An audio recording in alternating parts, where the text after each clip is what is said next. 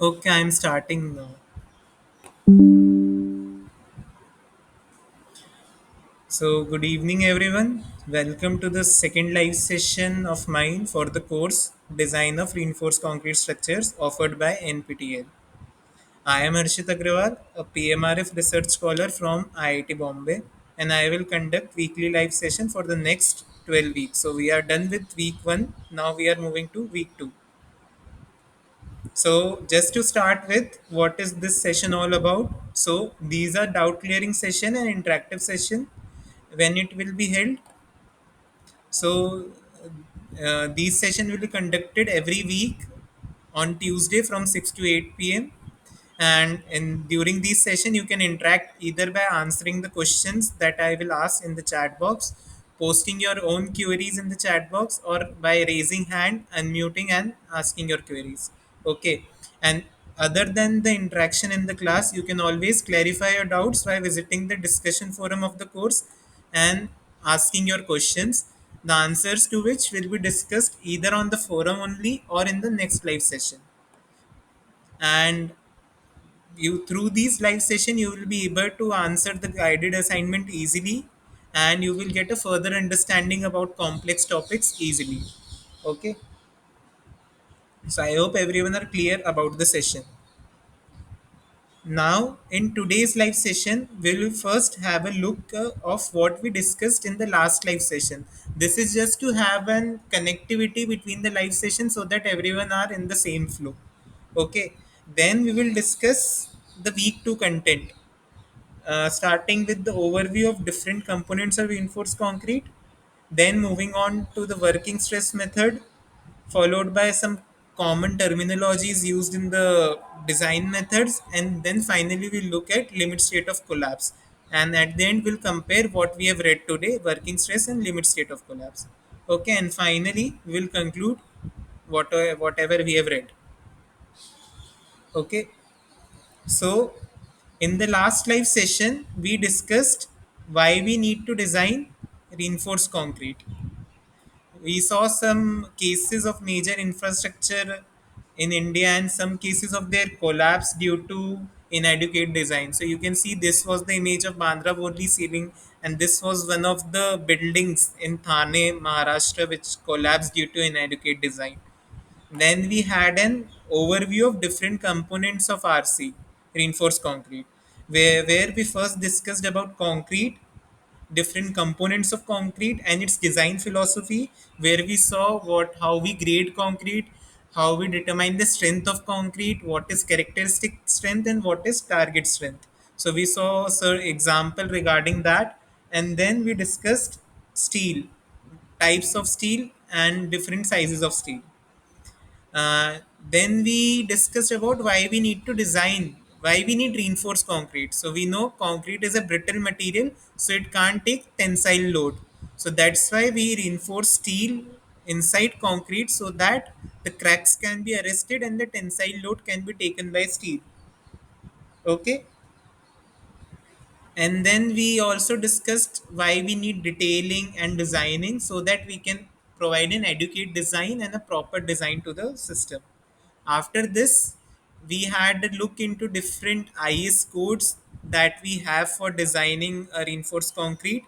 And then in IS 456, we discussed what are the different design methods of reinforced concrete, where we first have a quick overview on working stress method, then we saw ultimate load method, and finally we saw limit state method, collapse and serviceability both.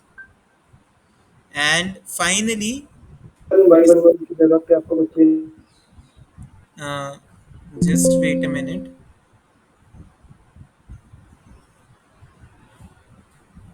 What happened?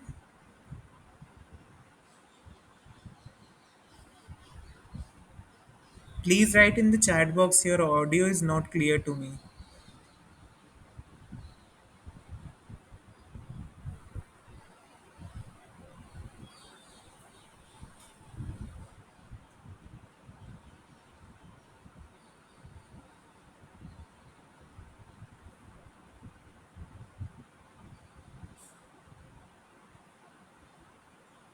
Okay, I will continue then. If you have any queries, write in the chat box. Okay, don't disturb like in between the lecture like this. And then finally, we saw what are the different types of load when we design a reinforced concrete, like dead load, live load, wind load, and earthquake load, and how load combination are done by looking at the table in IS 456 and how load factors are taken. Okay. I hope the things were clear from last week. You can also rewatch the session on YouTube, the link of which I have provided in the chat box, so you can any time look at that. So, moving into the discussion of week 2 now, before discussing design and all, let's just have a quick look at different components that we actually design in a reinforced concrete structure. So there are four main components: footings, columns, beams, and slabs.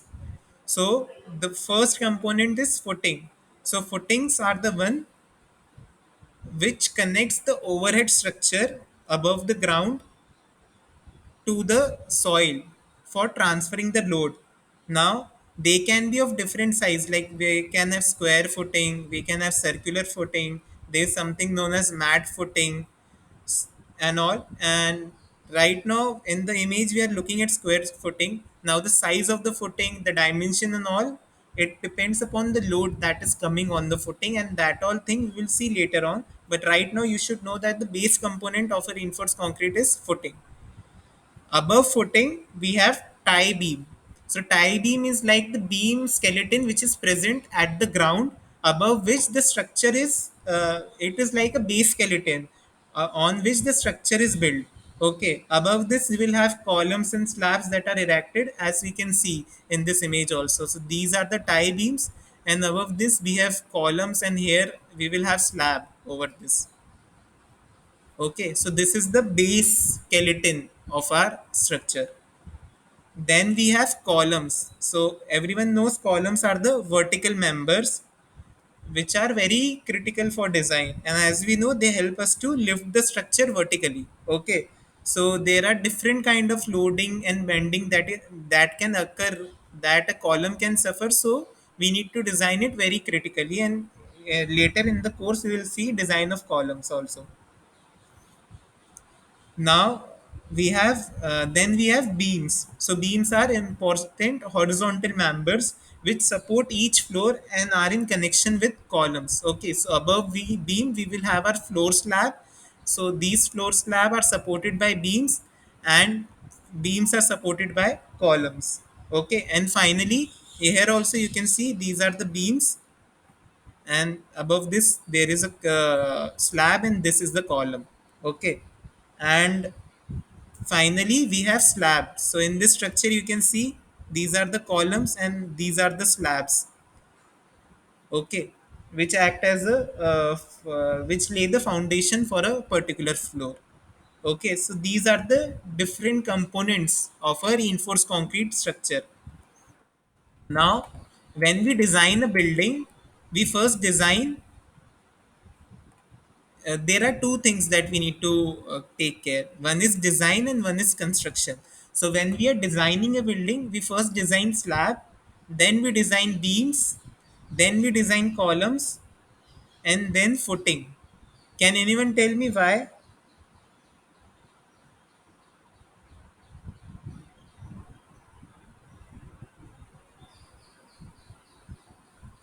Anyone knows why design is done like this: first slab, then beams, then columns, and then footing?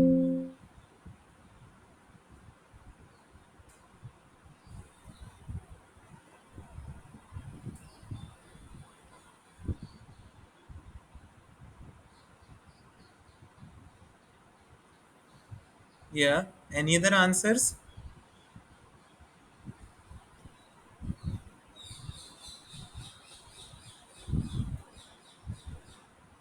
So like Siddharth is right. So when we are like, so if we like we design so that the load transfer and design can be adequately considered. How? So if we see, first the slab will take load. Okay, when there will be any load on the building, first the slab will take load, Then that load will be dispersed to the underlying beams. From beams, the load will be distributed to the columns, and for columns with the known full load, we will be able to design footings. So that's why we have a top to bottom approach when we are designing a building. But when we are constructing a building, it is an opposite. So we first construct footings, then columns, then beams and slabs. So construction and design both are opposite to each other. Okay, from design philosophy. Now, before moving into all the uh, different design methods, let us first have a look on common terms that we'll be using today. Okay, so that everyone are clear with the terminologies. So first we have the first term that we will talk about is neutral axis. So axis is nothing but the axis which lie at the center of gravity of the section. So suppose this is a reinforced concrete section. This is your reinforcement bar. So center of gravity, neutral axis will lie something in between this section. Above this section, this will be compression zone, which will take all the compressive load, and below this section, all the tensile load will be taken. So neutral axis is like axis at which there will be no stress. Okay, and the position of this depends upon the shape of the section and the amount of reinforcement that we are providing. Now, second thing is lever arm. So what do we mean by lever arm? This is our compression zone and this is our tension zone. We say concrete generally don't take tension, so all the tensile stress will be taken by steel. So here the tensile force will act, and here in somewhere in between the compression force will act. Okay, the net tensile force and the net compression force. The distance between these two things is known as lever arm. Okay, so lever arm is the distance between the resultant compressive force and the resultant tensile force. Okay, and finally we have moment of resistance. So when certain external load is acting on a section, the section will try to resist, will provide some resistance against that external load. And how it provides that resistance? Due to the compressive strength and the tensile strength that it has. So these two forces act as a couple to resist the external force. And what is that? How it is given? So moment of resistance is given by compressive strength into lever arm distance. Lever arm is also represented by Z. So C into Z, or T into Z. So this will be the moment of resistance that the section will offer. Now, if the external load is having a higher moment than the moment of resistance, then our structure may get critical. So we need to design a structure such that it can take that external load properly. Okay. Now, apart from these three terms that we use for designing a structure, we have three types of section depending upon how much reinforcement we provide, and how much, what is the compressive strength, like how on based on how much reinforcement we are providing. So first is what known as balance section. So balance section is the optimum design of section. In this, the steel in the tension reaches the yield strain simultaneously as the concrete reaches the failure strain. So this means that both steel and concrete will fail together. Steel and concrete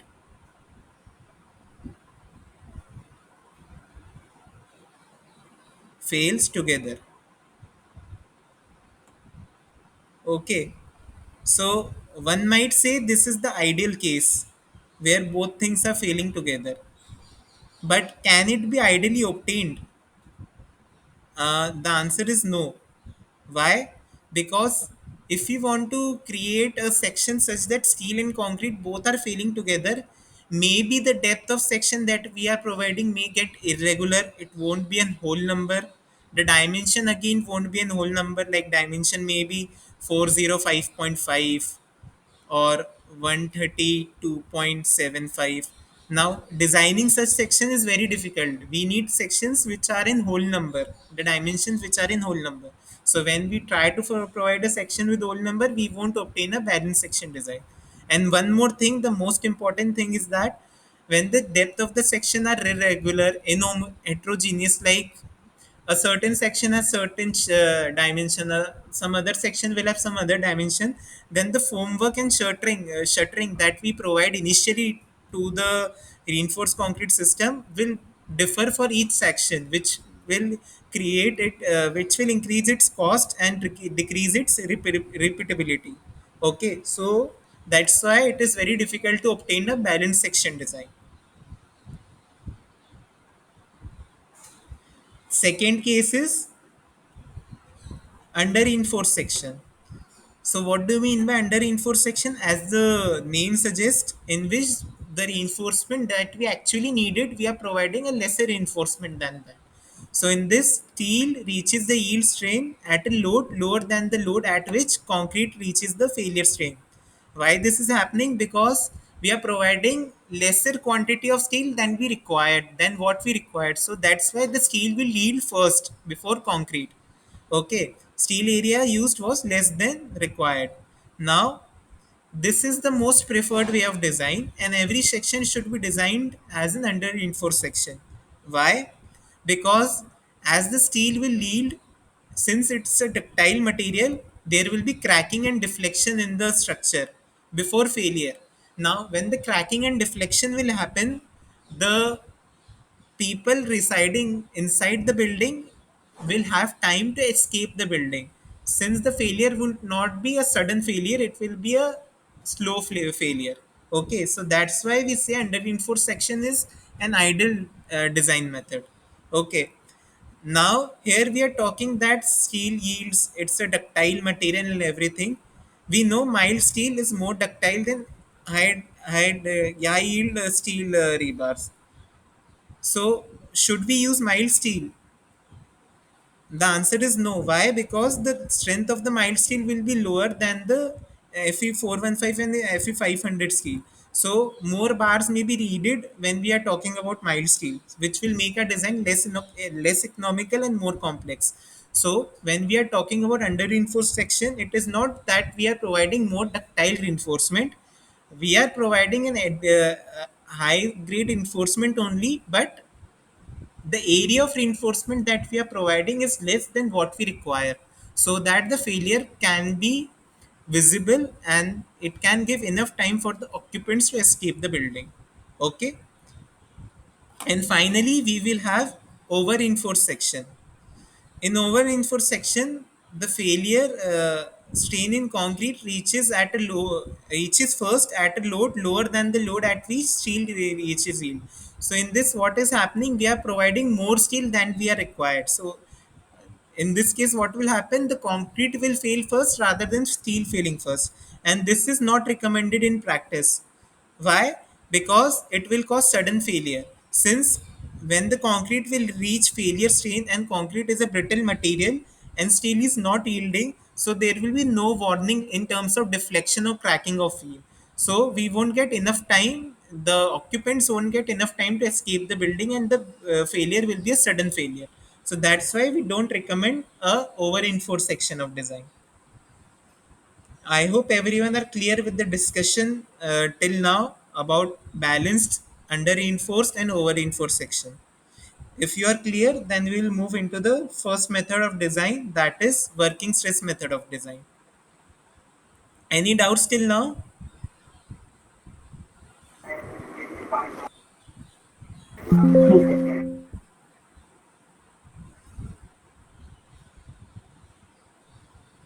Okay, moment of resistance. So basically, see,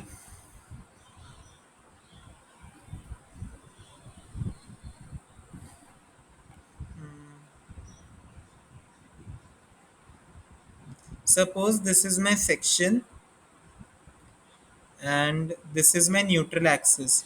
Okay, so above neutral axis I will have compression zone, and below neutral axis I will have tension zone. Okay, so these rebars are the one which will take the net tensile load on the system.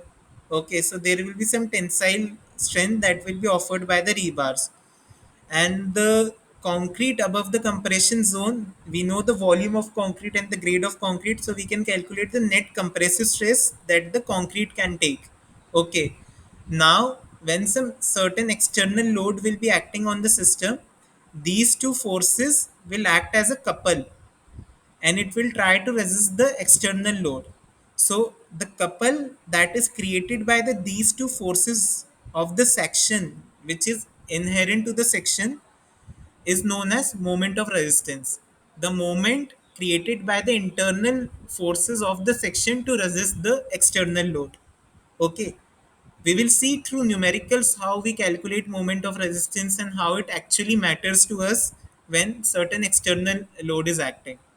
Okay, now by this external load, what we mean, we have seen in design, like simple design of beam, that when external load is acting, it also creates the moment. Some moment is exerted by that external load on the beam. So this moment that the external load is creating should be lower than the moment of resistance that the beam has offered, so that the R section won't fail. Okay, is it clear now? What do we mean by moment of resistance?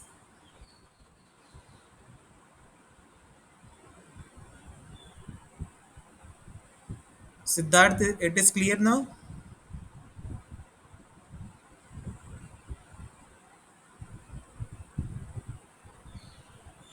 Okay. So we will move into the first design method now.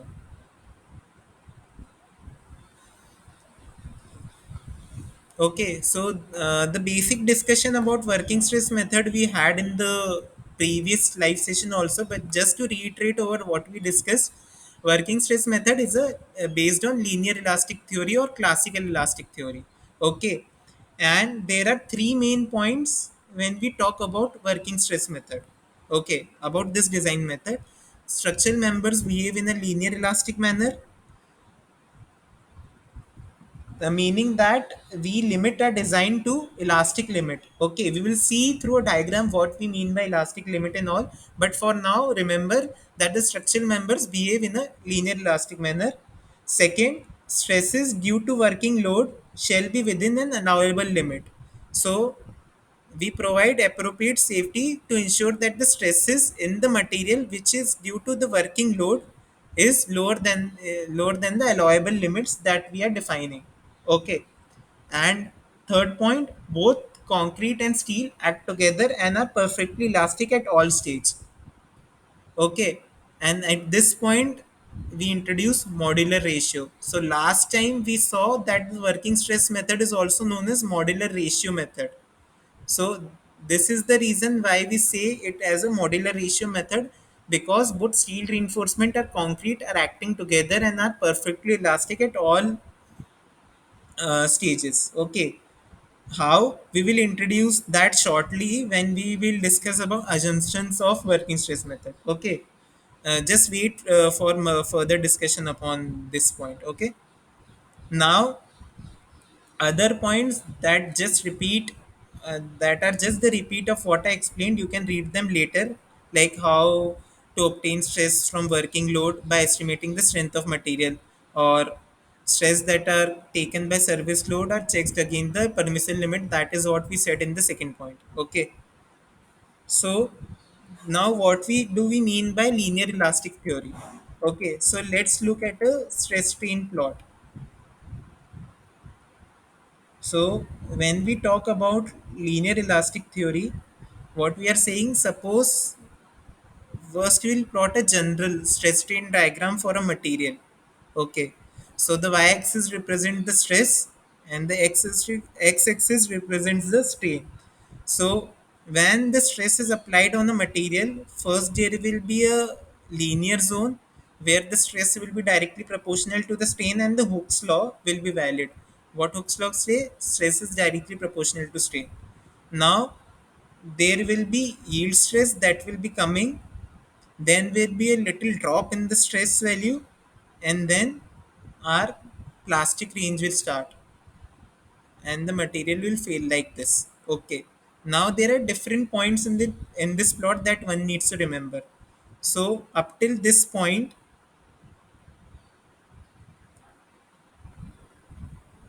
is our elastic range. So the working stress method is based on this range. So our ultimate load for working stress method is this.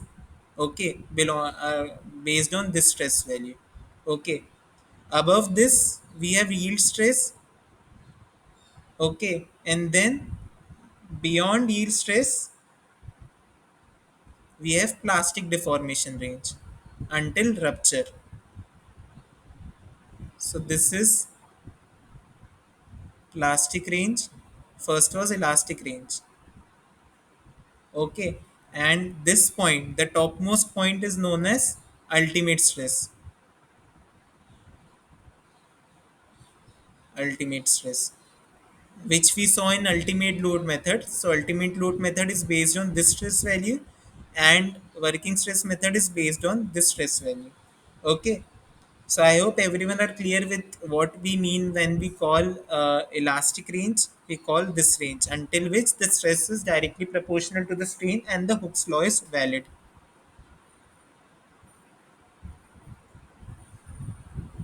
So now we will move ahead with the discussion.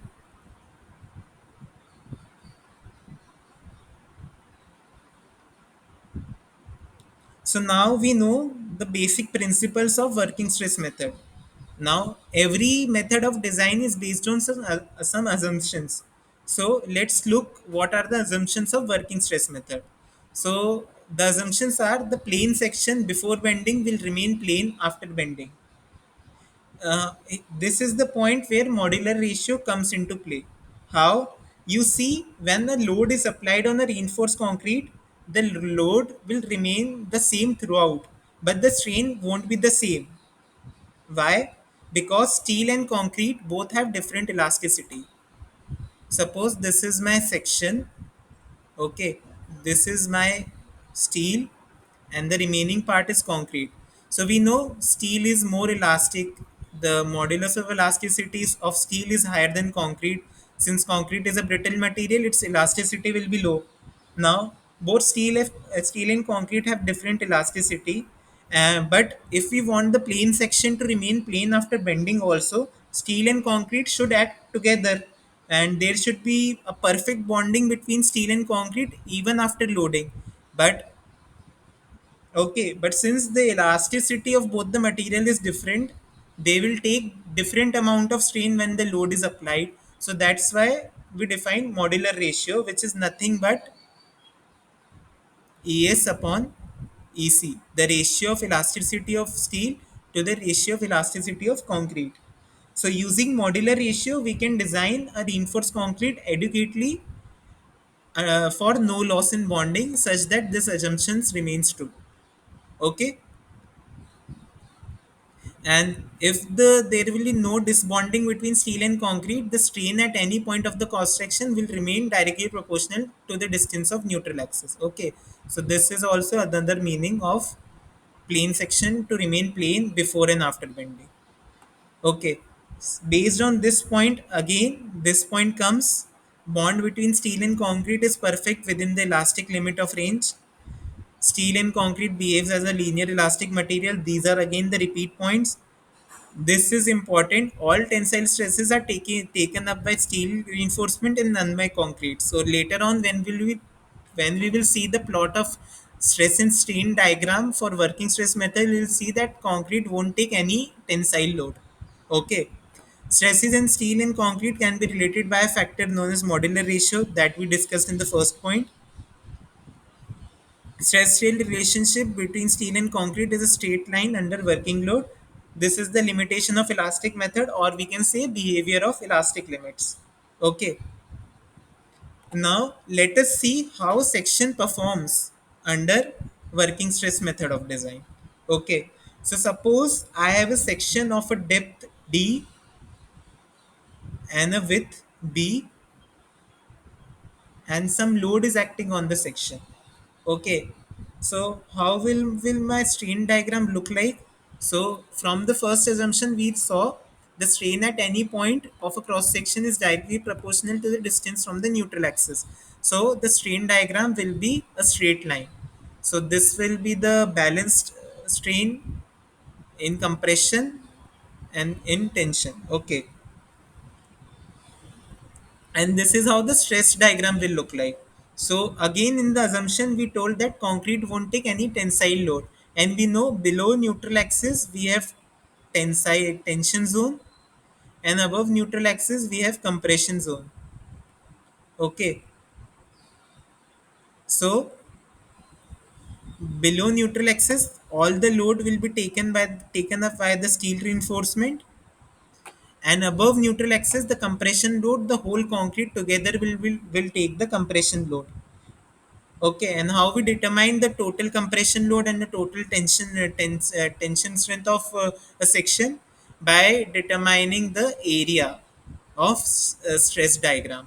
So what will be the area of this diagram? Suppose this distance is x, and we know the width of the beam is b.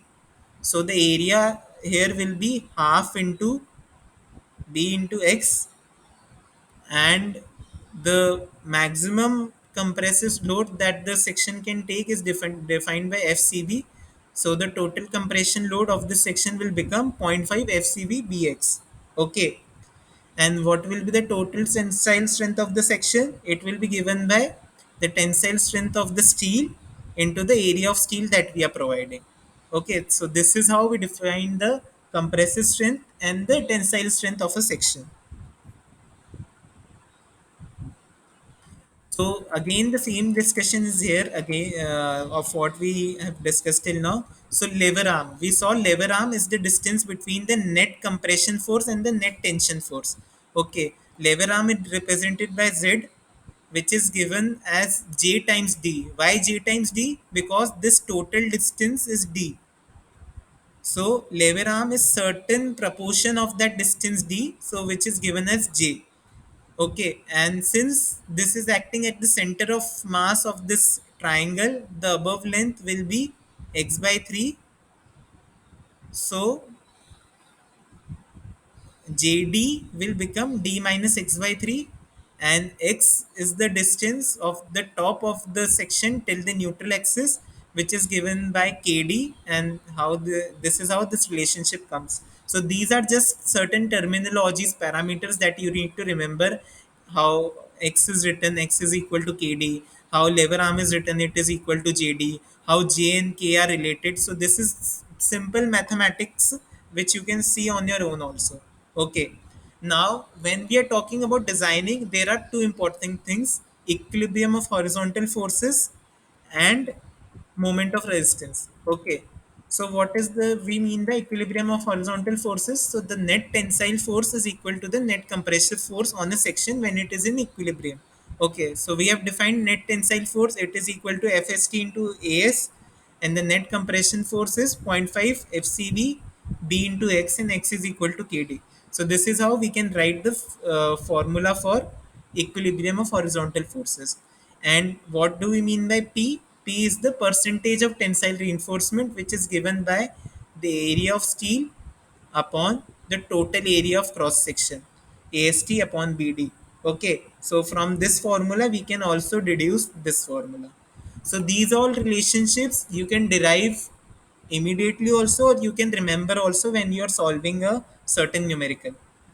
Okay, and moment of resistance, we saw earlier, moment of resistance is nothing but total tensile force into lever arm distance, or total compression force into lever arm distance. We know the tensile force, we know the lever arm distance, we know the compression force, we know the lever arm distance, so we can compute it directly. And one assumption of this working stress method was strain is linear.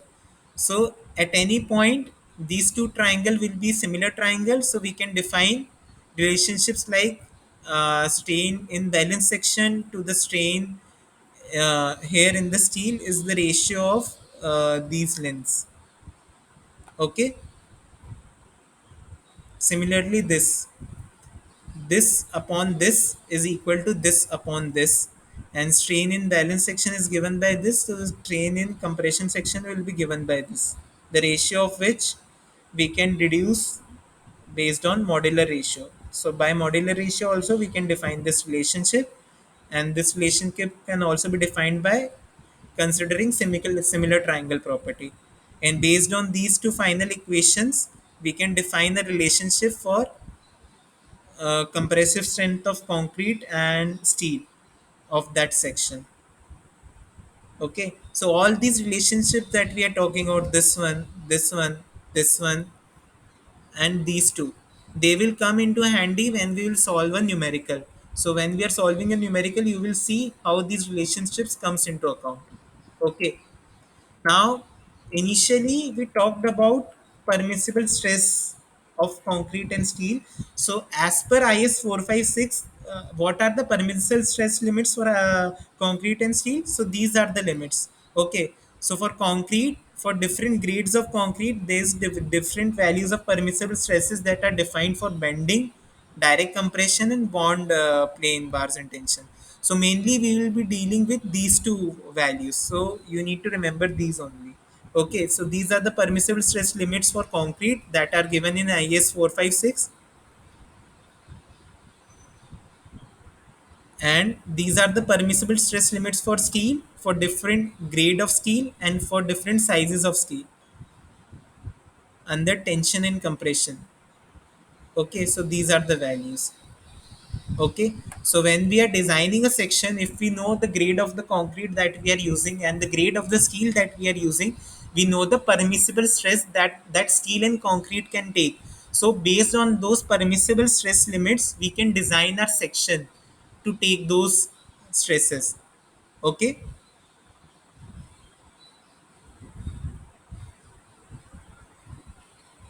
so now we have seen all the relationships of working stress method and permissible limits. So let's see at some numerical. So this is first numerical. Determine the moment or resistance of a rectangular beam having total depth D is equal to 650 mm and width B is equal to 350 mm. Four numbers of 16 mm diameter rebars are provided in the tension zone with a clear cover of 42 mm. Consider the grade of concrete and steel as M20 and Fe415 respectively. So this is the first part. We need to determine the moment of resistance. Second part is determine the balanced moment of resistance of beam and the balanced area of tensile steel. And the third part is determine the actual compressive stress of concrete and tensile stress of steel when 60 kilonewton meter moment is applied on the beam. Okay, use direct computation method for all the three parts. So I will give you a couple of 5 to 10 minutes to think about this question. You know the value of permissible limits and all, you know the values of relationships that we consider in working stress method. So try to solve on your own, then I will tell you the solution. Okay, any doubt?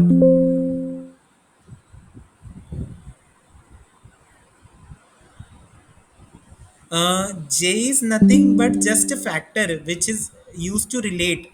So you see here, Z is the distance, Z is known as the lever arm.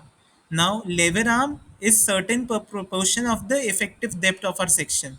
So just to relate lever arm with the effective depth, we introduce a parameter J.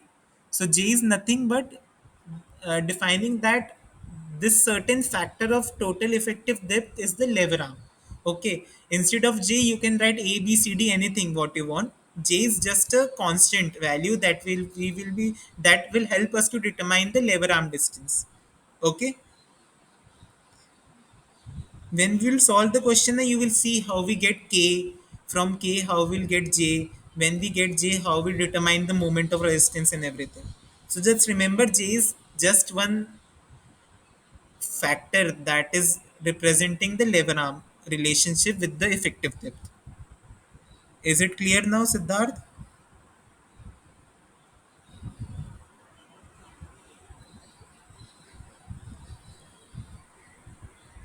Okay, so look at this numerical for some time now. Try to solve it.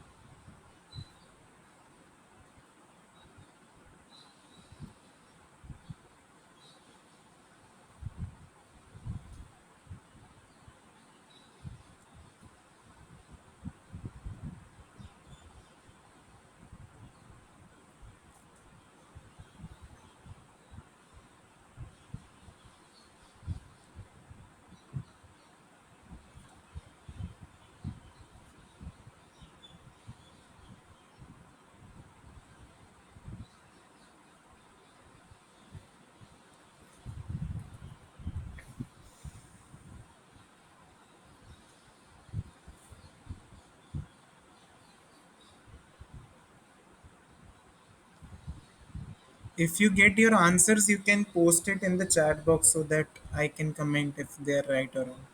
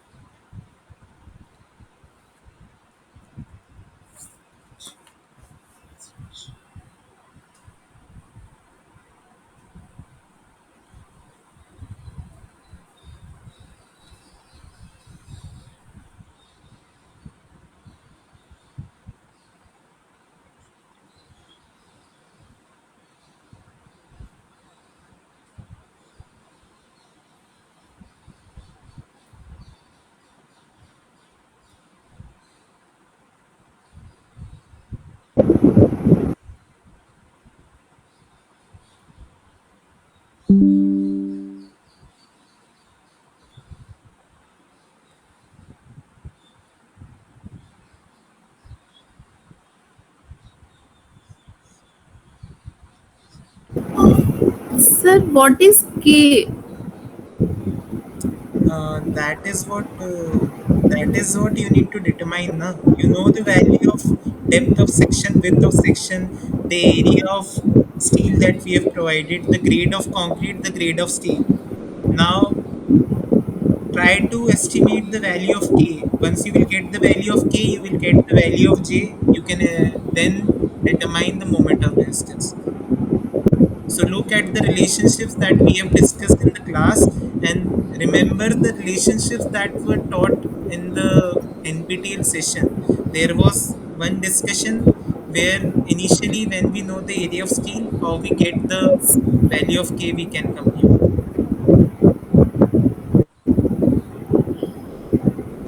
If you don't remember that relationship, I will just directly write today, but you can always revisit from it.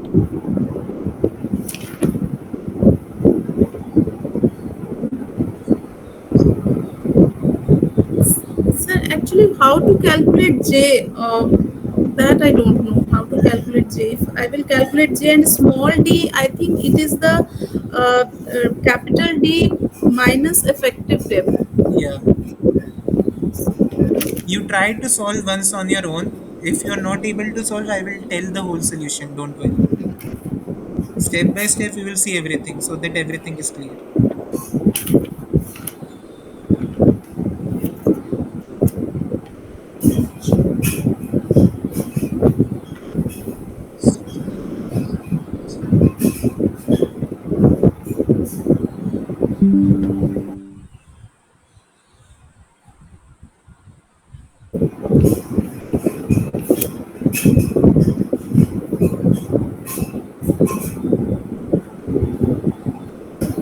Uh, Anamika, please keep yourself on mute now so that others are not disturbed. Okay.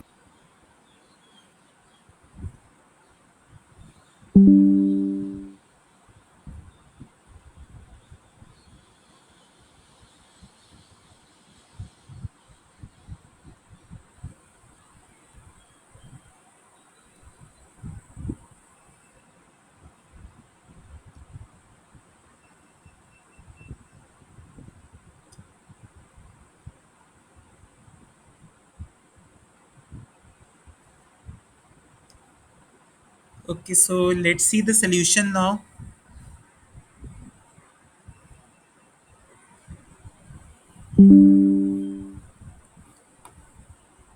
So, what was all given in the question to us?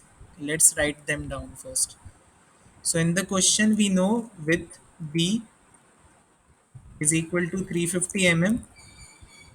We know total depth D, which is 650 mm. But actually, what we need the effective depth. So, effective depth will be total depth B minus clear cover minus diameter by 2.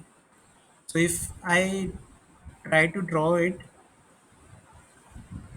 so suppose these are my reinforcements. Sorry, this is my reinforcement and this is my total depth. Okay, so my for getting the effective depth, I want to remove this portion. So clear cover is still here and this is diameter by 2. Okay, so my effective cover will be capital D minus clear cover minus diameter by 2. Okay, so if I try to calculate that, D will come out to be 650 minus 42 minus 16 by 2, which is 8, which will come out to be 600 mm. Okay, so now,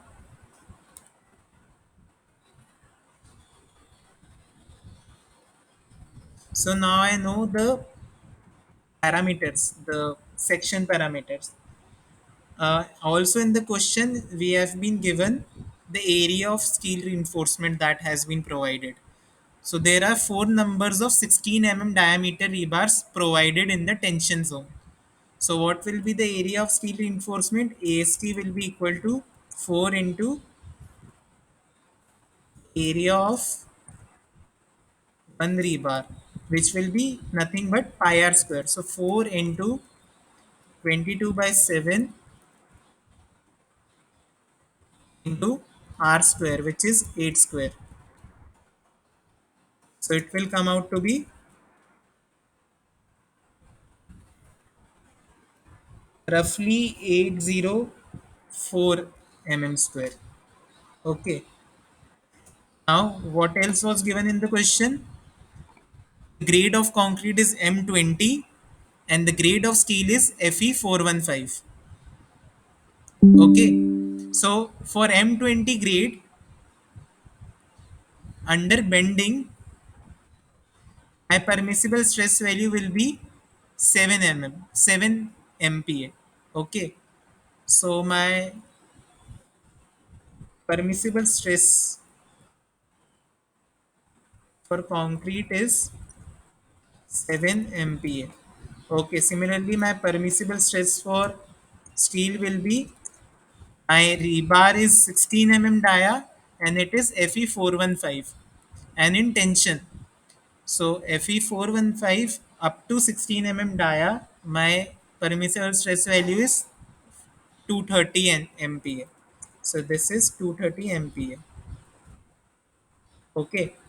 So right now we know all the parameters what is given in the question.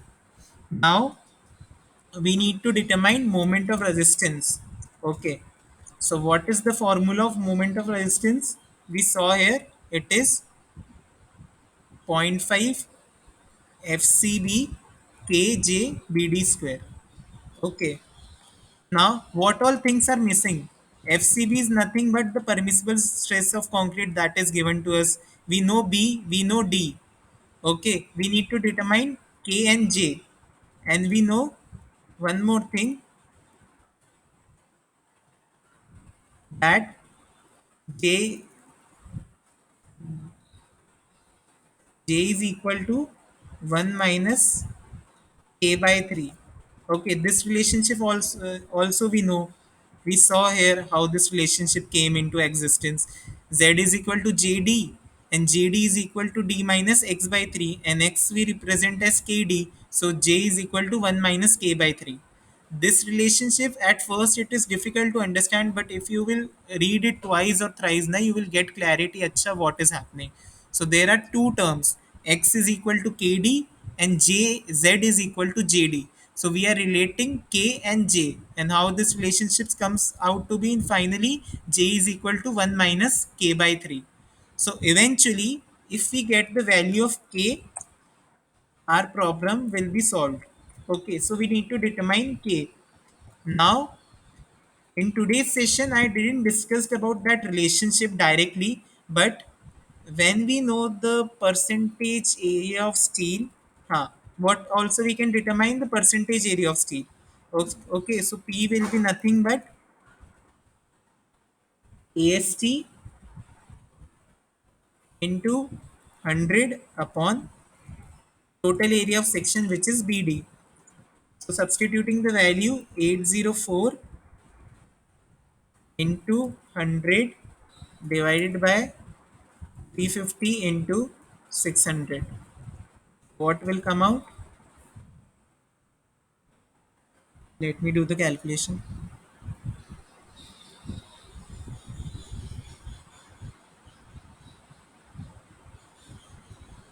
So it will come out to be 0.383%. Okay. So this is the percentage of steel that we have provided. And one more thing that we can compute is modular ratio. So modular ratio is nothing but 2, 280 upon 3 sigma CBC. Sigma CBC is 7 for us. So this will come out to be 13.33. This is again a relationship that is directly defined by code that we can use. Okay. Now we know the percentage of steel reinforcement that we have provided and the modular ratio. So the K value is can be directly computed by this relationship. You can look at this relationship again in the lectures, in the NPTEL lecture it was discussed there also. So it is given by minus PT by 100 plus PT into M by 100 square plus PT into M by 50 whole power 1 by 2. So this is the relationship that we used to determine, that is used to determine K.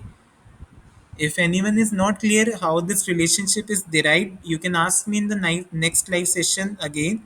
But try to see all the equations that we have discussed, and from these equation how we can get this value of get this relationship. The relationship was derived in the nptl session also, so you can directly look there also. But if still you don't get the solution, you can always let me, I will derive that thing for you later on. Okay, now we know the value of pt. This is pt. We know the value of m. So when we'll substitute here, the k will come out to be, let me do the calculation again.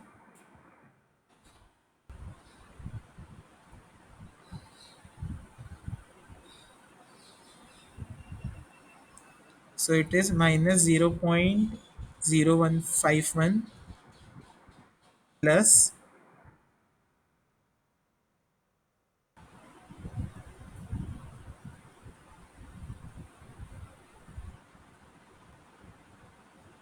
0.323. So it will come out to be 0.272. So this is the value of k. Okay. Now what will be the value of j? J is nothing but 1 minus k by 3.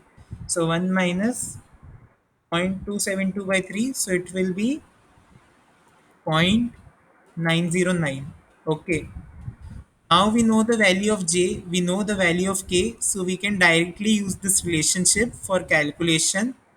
So how we'll substitute the value? Zero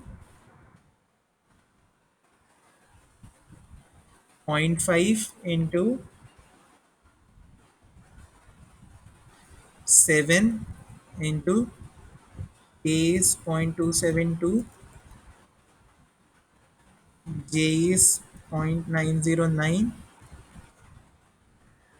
b is 350, and d is 600 into 600. So what will be the answer?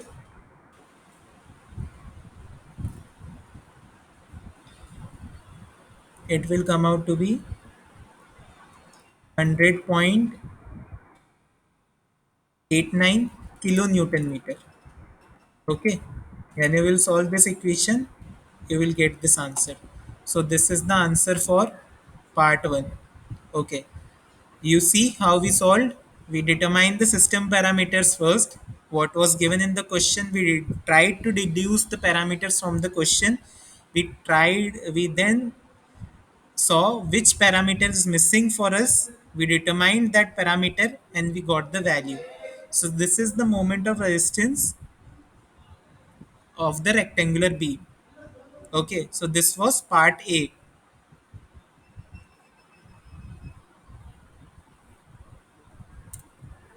Everyone are clear with part A? That one relationship you need to look into the NPTEL session. You will find that relationship directly here. Because if I will go on to deriving that relationship, it will take much time and we won't be able to finish our lecture within 2 hours. Everyone are clear with the process how we get the moment of resistance?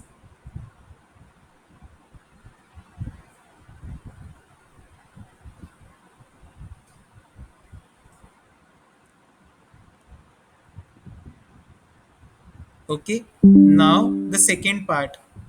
What was the second part? Determine the balanced moment of resistance and balanced area of steel.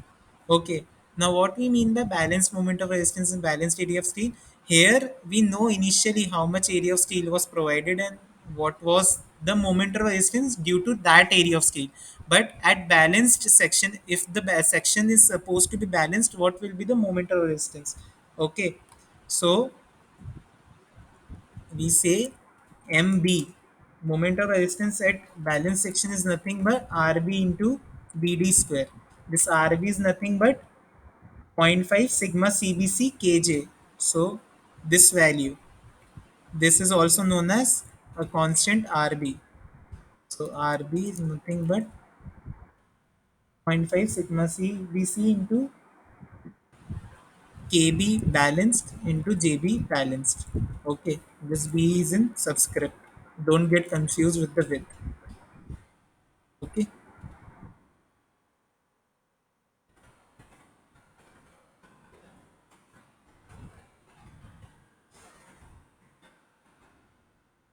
Now,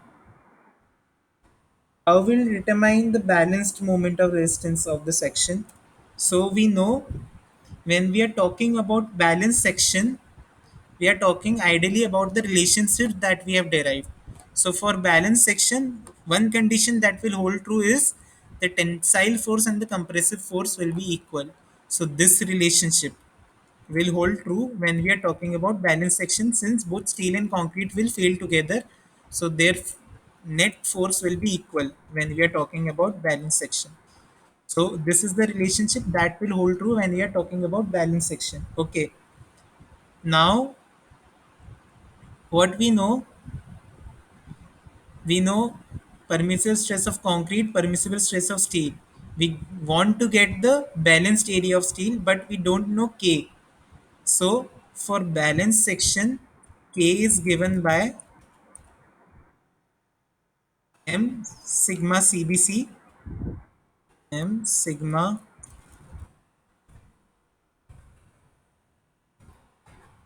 CBC upon sigma ST plus M sigma CBC. So this is like a relationship that is defined by code. When we are talking about balance section, how we get this value. Uh, Earlier only we saw this derivation, if someone remember. So the strain is linear. We said the strain is linear. So epsilon at balance section will be nothing but force upon elasticity upon force upon elasticity. So this will come out to be M into FCB upon FST. And similarly, from similar triangle ratio, we saw this relationship also comes. Okay, so equating these two relationship, we'll get this relationship. And if we will rearrange this relationship such that K is on the LHS and rather all terms are on RHS, so we'll get this relationship. Okay, this is permissible stress of concrete and this is permissible stress of steel. So right now we know all the value M sigma CBC. One more relationship we know,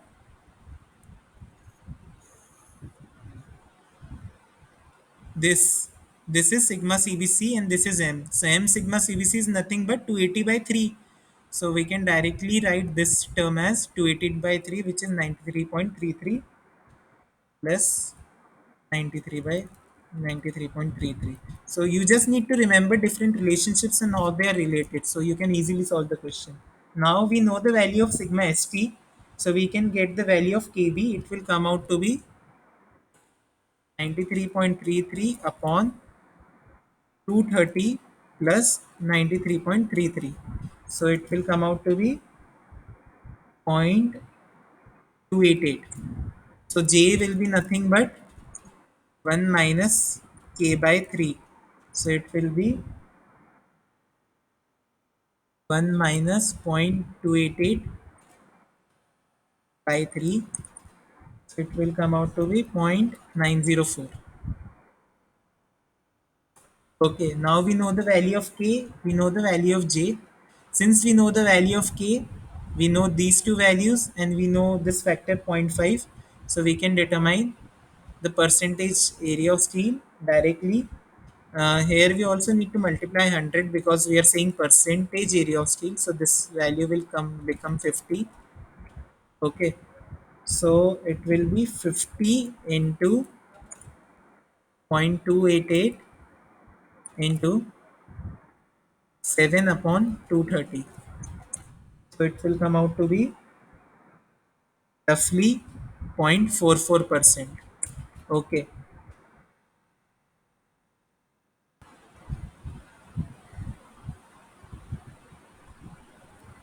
now this 0.44% is of total cross section. So I will get the value 0.44 upon 100 into BD. So B is 350, D is 600. So upon solving, we'll get the value as 919.8 mm square. Okay, so this is the percentage area of steel under balance section. Now, what is the percentage moment? So MB is given by this value Now we know KB, JB, BD, everything we know. So we can get the value of RB and then we can get the value of MB. Okay, so I will directly write the solution here since we know all the values. So your RB will come out to be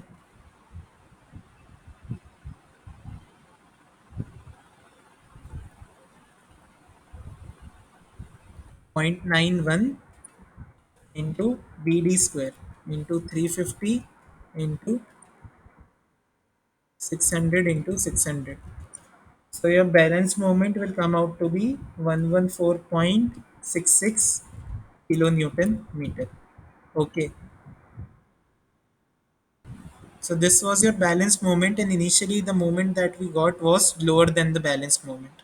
Okay, so this means that that section is how we'll say if the section is under reinforced or over reinforced. So this was the area of steel required for balanced section, and this was the area of steel that was actually provided. So can anyone tell me whether our section that we initially had was under reinforced or over reinforced? You know both the value, the balanced steel area and the actual steel area that was provided. Under force. Okay, so our design was under reinforced. So this is how we judge whether our design is under reinforced and over reinforced. Okay, so this part is clear to everyone. Now, if we want to make the beam a balanced beam, so making a beam as balanced beam, how much area we need to extra provide? 909.8 minus 804. So it will be 115.8 square. So this much area is what we need to additionally provide to make it as a balanced beam. Okay. So this is what was asked in the second part. Determine the balanced moment of resistance and balanced area of steel. Okay. Now, what is the third part? Determine the actual compressive stress of concrete and tensile stress of steel when 60 kilonewton moment is applied on the beam. So now, this is very easy for us. How? Because we directly know the relationships. These are the two relationships that we will be using. Okay, first is this,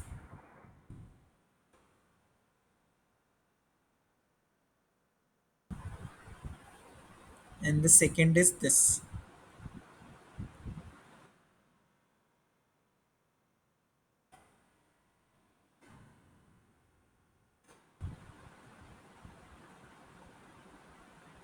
Okay, so in the first part of the question,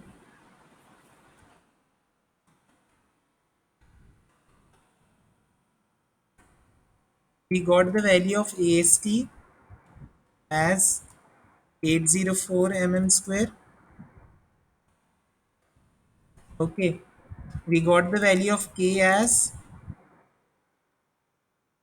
0.272.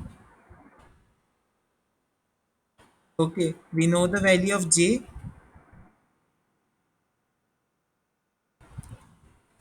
0.909. Now we know everything. We know FST also. FST is what we need to calculate. We know the value of M. So can we calculate FST? FST will be directly given as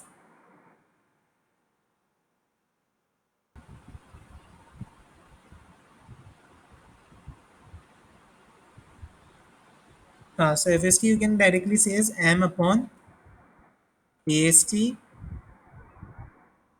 times JD, and FCB you can calculate by 2 times M divided by KJ TD square.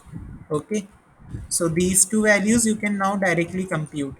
Okay, can anyone tell me the solution? You know every value. You know the M value. M, it is given as 60 kilonewton meter.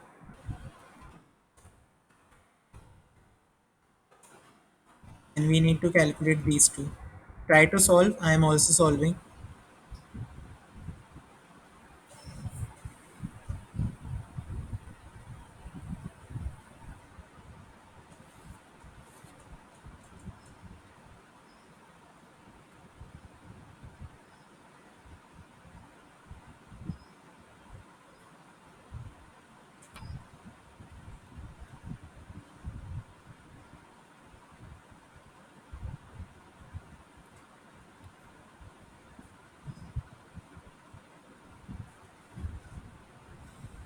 So your FST will come out to be 136.83 MPa, which is lower than the permissible limit, and your FCB will come out to be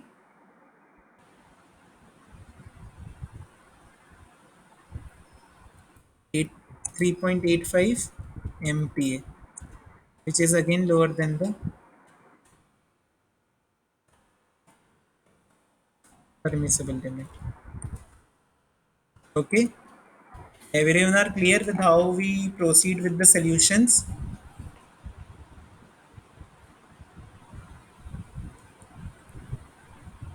Any doubts?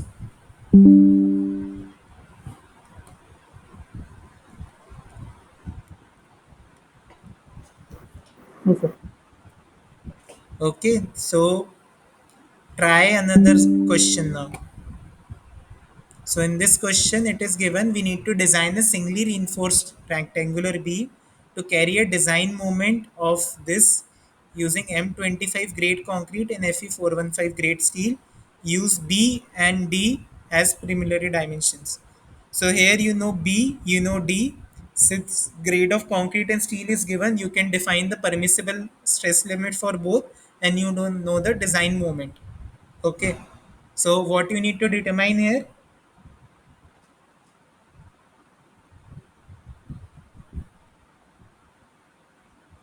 Can anyone tell me what we need to determine here? Sir, depth.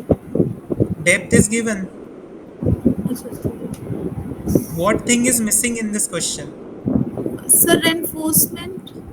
We need to determine the area of reinforcement. Okay.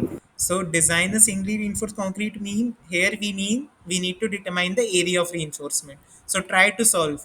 You know all the values, just one value is missing, AST. How we will get to it? I will wait for 5 minutes. You try to solve and get the value, and then we will see.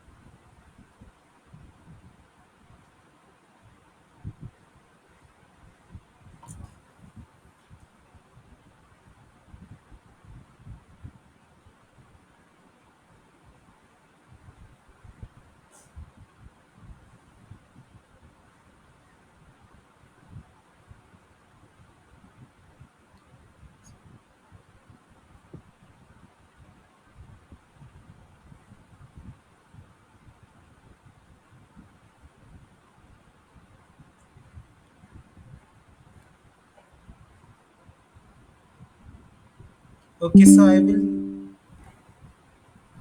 I will just give a hint of how to solve this question. You can solve it later on your own also, because it is a very simple question since we have seen one complicated one. Okay, so how to solve this question?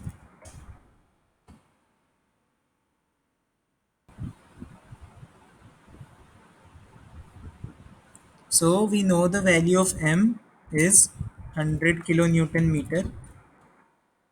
Okay, M25 grade means FCB will be 8.5 MPa. FE415 grade means FST will be 230 MPa. Okay, we know the value of B is 300 mm. We know the value of D is 700 mm. Now we know one direct relationship. Here you will use direct relationship now. This one. Okay. So we know the value of M. So M will be zero point 0.5 FCB KJ BD square. K and J again are related. J is equal to 1 minus K by 3. So you know M, you know FCB, you know B, you know D.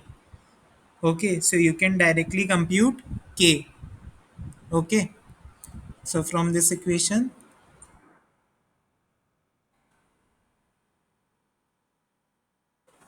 we will get K. Once we get K, what relationship we will use? Where it was? This one. Okay, so once we get K, we'll determine the percentage of steel reinforcement like this. Okay, and to get how much steel we need to provide, area of steel reinforcement will be nothing but PT into BD. Okay, so this by this you will get the area, and now knowing the area, you can choose bar diameter and number of bars. Okay, everyone are clear with the steps?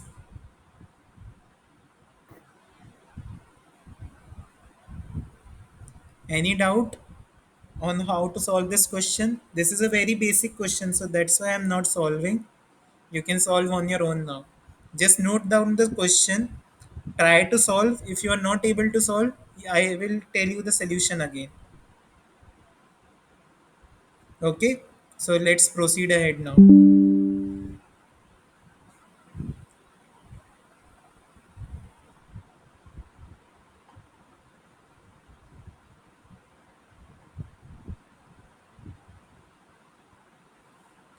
So after WSM, we have limit state method of design.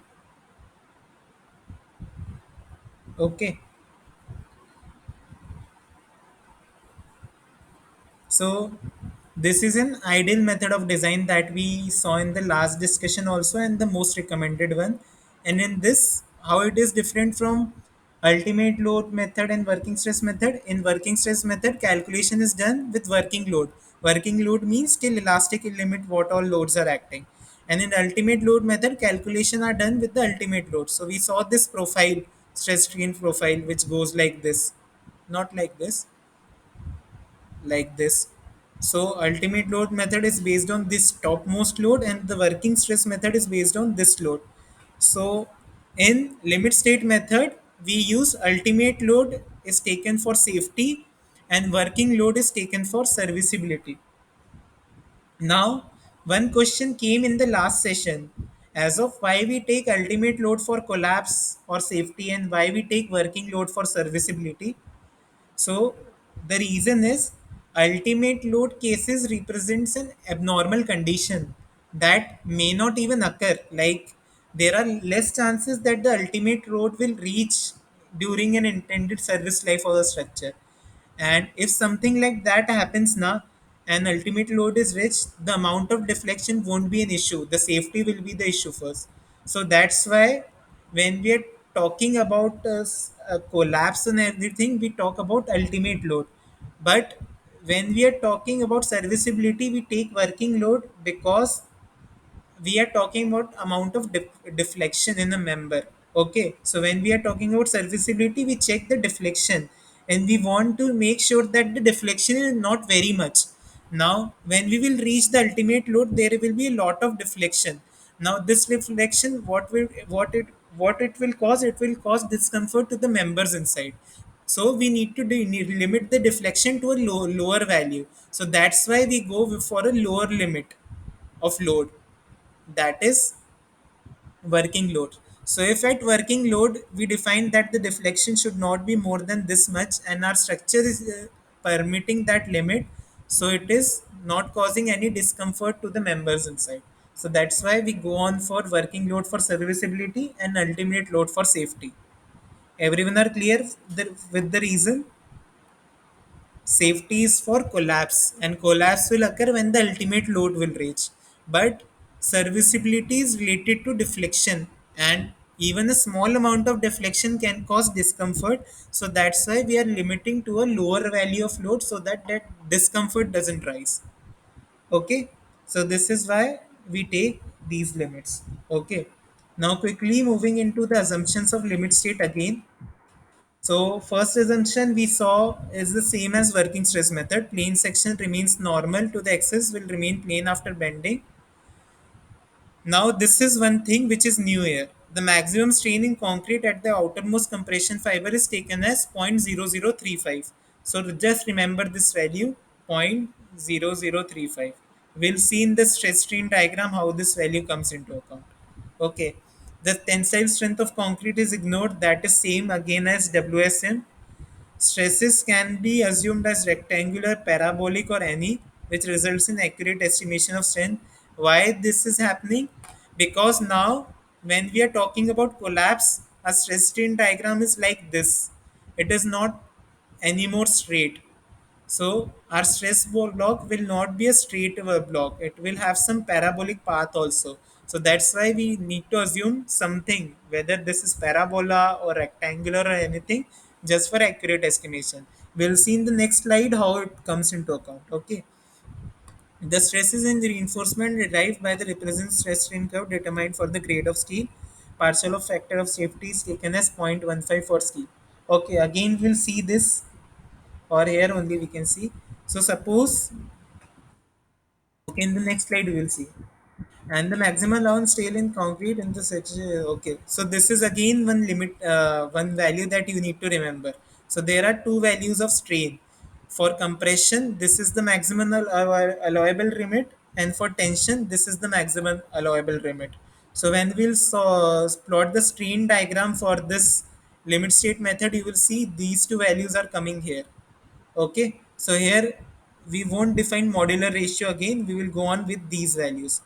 Okay, now what do we mean by this fourth point?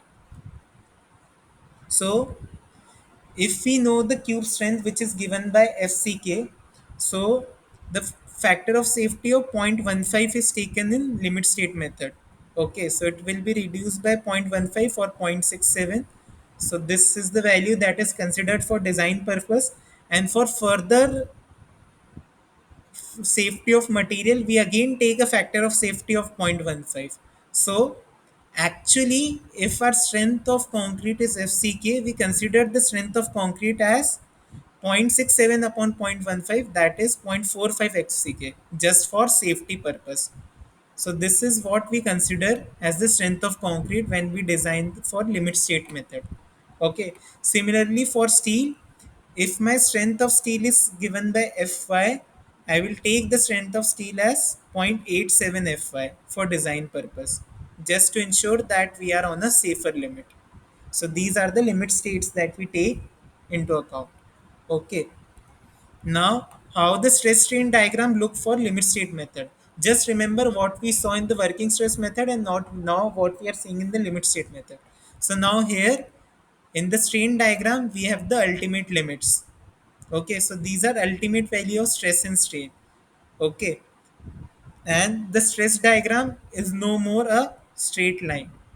It is a straight line then a curvature. This is how we plot the stress block here, and in the tension zone the whole stress will be taken by the rebar only. So how we will determine the total tensile force and the total compressive force? Again, this is the permissible, this is the stress value after factor of safety and into this whole area, and this is the strain value of steel, tensile strength of steel into the area of steel. Okay, so for tensile force we can directly read the relationship, but for compressive force we need to know the area of compression block, which is no more a simple triangle now. So how we determine the area of compression block?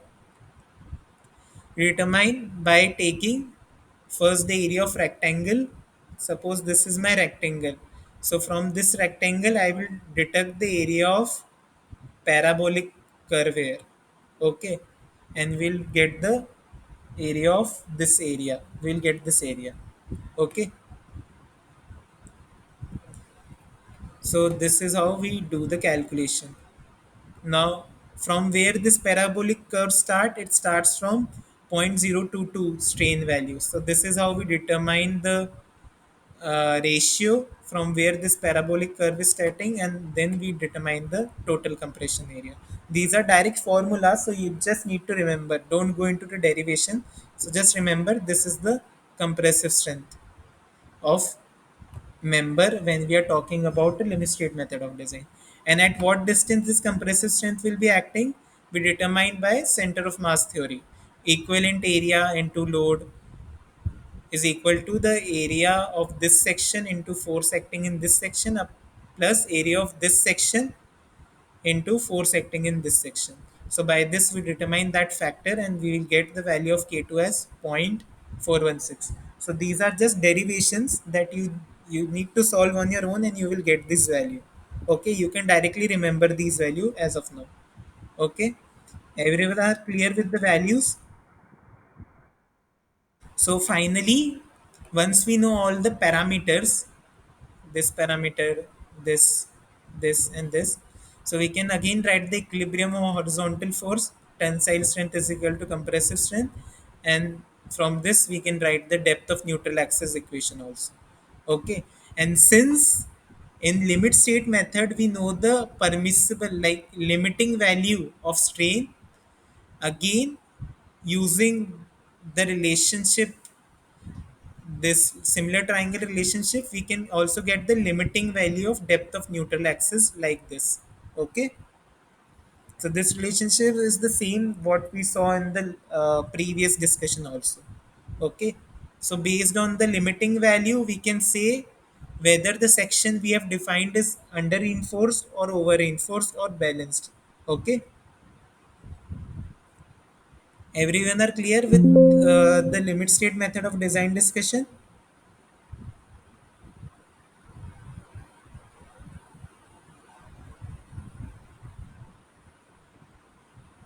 These are all just the derivation. You need to read the derivation and you need to solve the numericals. The value of K2, 0.45, 0.415, everything you need to remember so that you don't need to calculate it again and again. Okay, and the more you will solve the numerical, the better you will memorize them. Okay, so finally, now since we know the value of compressive strength and tensile strength, we can calculate the moment of resistance, which is nothing but tensile force into lever arm distance. Lever arm here will be d minus this K2, which was 0.416x, and this is how we will get the mu value. Okay, so these are again just direct relationships that you need to remember. Now we will take a numerical based on working stress method in the next class again, so that everyone are clear how to use this relationship. But till then, you just try to memorize these relationships and try to derive them again. so that you can know how the calculation was done. Okay. Finally, we have seen design of a section based on both LSM and working stress method and limit state method. Okay. So how they two differ from design point of view? So in working stress method, we remember, if we remember, we don't have any strain limits in anything. So strain was not considered in our working stress method of design. There was only a stress block which was linear. So the design was based on stress point of view. But in limit state method of design, we have limiting value of strain also. So strain was also considered. The stress block was not anymore linear. It was a straight, then parabolic, and the design is now based on strain point of view, because that xu by d, the limiting value, we are defining from strain, and corresponding to strain we are getting the stress block. Okay, so this is the difference between LSM and WSM. Okay, so concluding the week, we first discussed about different component of reinforced concrete building. Then we saw basic terminologies and how they are used in design of reinforced concrete. We saw working stress methods, its assumption, stress and strain block, derivation and numerical.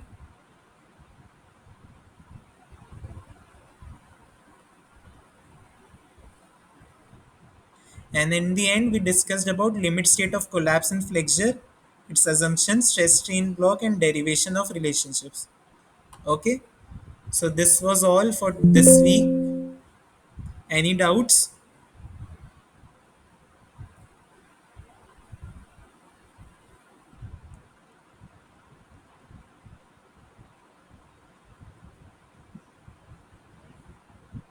If you don't have any doubts, you can leave the meeting. We will end here.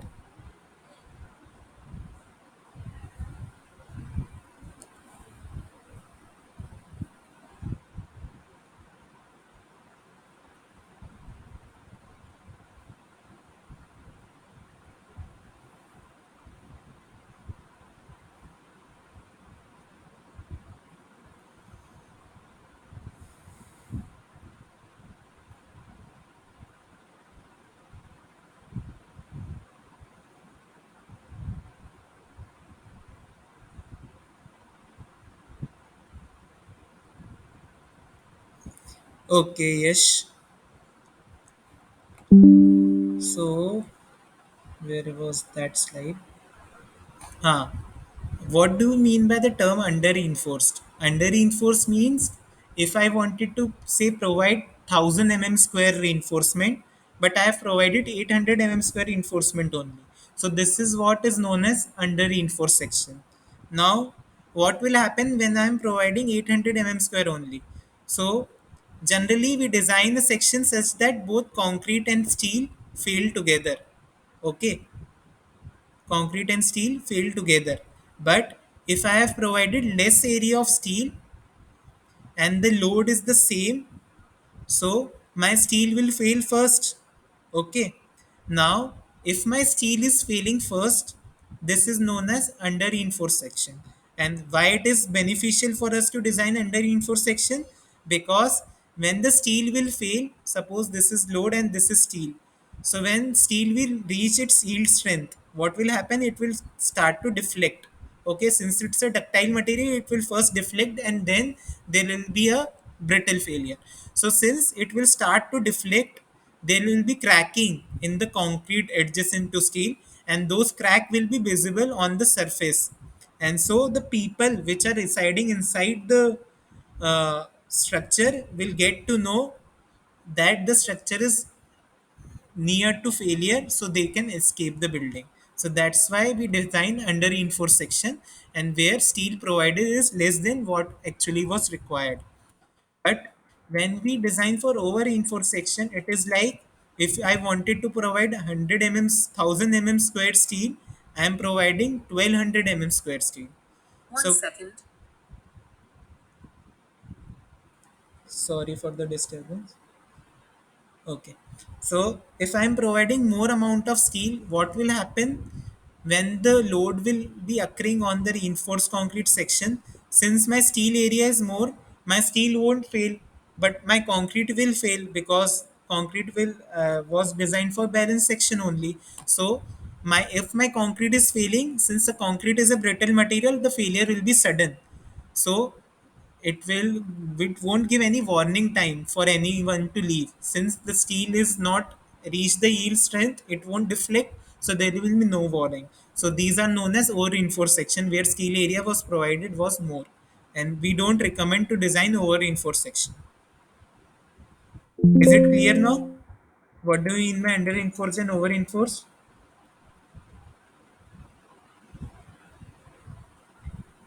Okay, thank you. Sir, hello. Yeah. Sir, what is depth of neutral axis is x? I'm not clear. Depth of neutral axis x means from the top. So suppose this is my top fiber.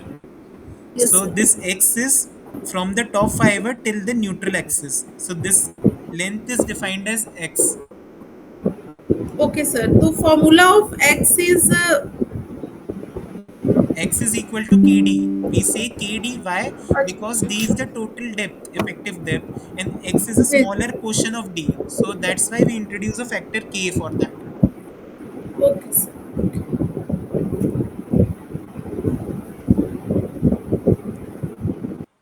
Udaya Kumar, hi sir, in the code book, how they arrived the value of maximum in the auto reform. This was through experiments only. Like they would have conducted a series of experiment and then they got the value of 0.0035. So there was no explanation to it how they got, but I guess from experiments, from repeated experiments, they determined that value.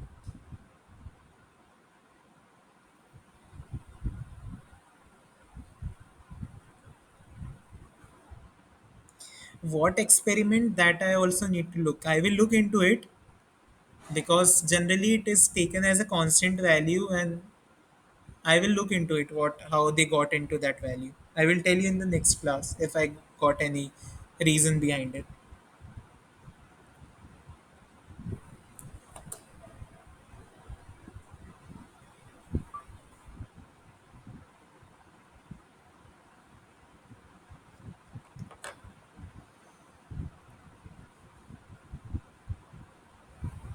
Okay, so if all doubts are cleared, I will end the session for now.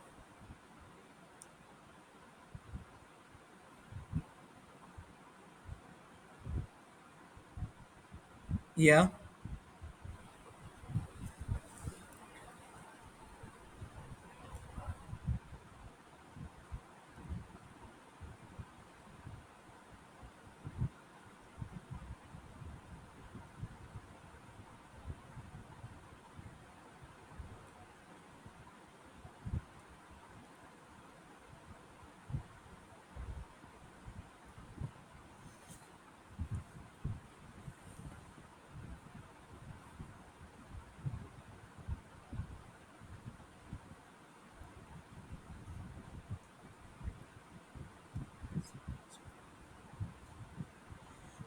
That is for to ensure that when we are designing, we don't take into account that the bond between steel and concrete will be disturbed. So when I'm saying that the plane section will plane remain plane even after bending, we mean that the bond between the steel and the concrete will be the same, and the stresses will be distributed uniformly. So that's why we need to make that assumption that the bond is not disturbed between steel and concrete, because if the bond is disturbed, the stress transfer won't occur at the cross section of steel and concrete, and they won't show a proper behavior.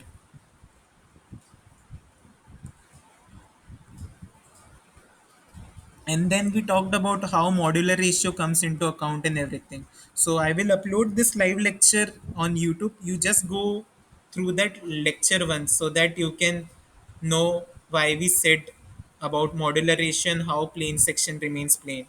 Okay, but the the single point that I will say, just so that the bond between steel and concrete is not disturbed.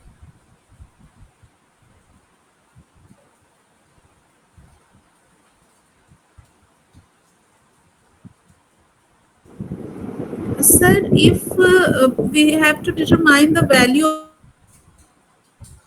the value of sigma CBC and sigma ST, Yeah. then we may use the formula K is equal to M sigma CBC divided by sigma ST plus M into sigma CBC. Yeah, if you know the value of generally M sigma CBC and sigma ST are given for certain grade of concrete and certain grade of steel. So Yes. you can use directly them for determining other parameters of your section. But if you have been given the grade of concrete or grade of steel, and if you have given other parameters, then you can use M sigma CBC to get the grade of steel and N sigma ST to get the grade of concrete. Get the grade of steel, and first one was for concrete.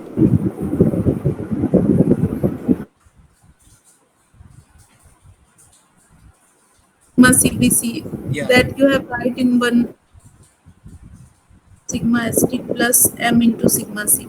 yeah.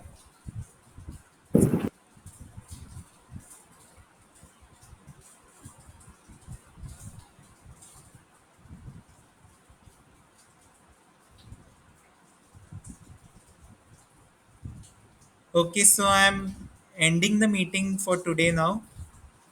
If you have any doubts, you can ask in the next live session also, or you can ask in the discussion forum. We will communicate there.